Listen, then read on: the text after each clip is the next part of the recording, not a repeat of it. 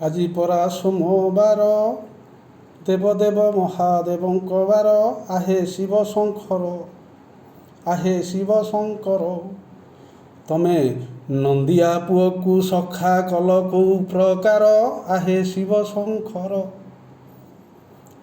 ଶୁଣ ହେ କୈଳାସପତି, ଶୁଣ ହେ କୈଳାସପତି। ରାବଣ କେତେ ଗର୍ବ କରନ୍ତି, ସ୍ୱର୍ଣ୍ଣଲଙ୍କାକୁ ଆଇଲେ ସ୍ୱର୍ଗକୁ ସିଡ଼ି ବାନ୍ଧିବେ ବୋଲି ମନେ କେତେ ଭାବି ଭାବି ଗର୍ବ କରନ୍ତି। ହେଲେ ଗଣେଶ ଦେବତ ତାଙ୍କୁ ଜ୍ଞାନ ପଚାରୁଥାନ୍ତି। ସେ ଜ୍ଞାନ ପଚାରି ପଚାରି ଅର୍ଦ୍ଧରେ ରଖିଦେଲେ ଲିଙ୍ଗକୁ ତୁମ୍ଭରି। ସେଇ ଲିଙ୍ଗ ଆଉ ଉଞ୍ଛି ନ ପାରି ରାବଣ ମୂର୍ଚ୍ଛିତ ହୋଇ ପଡ଼ିଲା ସେହି କୈଳାସପତି।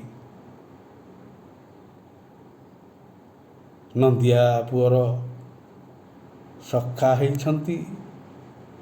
ମହାଭାରତ ରଚିଲା ବିଜେପି। ଏବେ ତମେ କୋଉ ପଟ ନେଇଛ କି? ଅଧର୍ମ ପଟେ ଯାଉଛ ବିଜେପି। ଓ ମୋଦିଜୀ ଆସ ଆସ।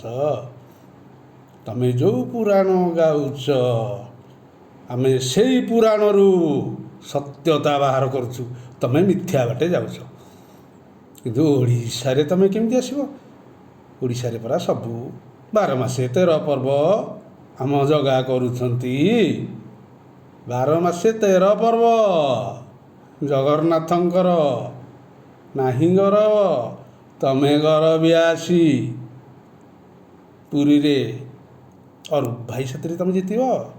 ଓ ସମ୍ବିଧି ପାତ୍ର ମୁହଁ ଦେଖାଅନି ଆଉ।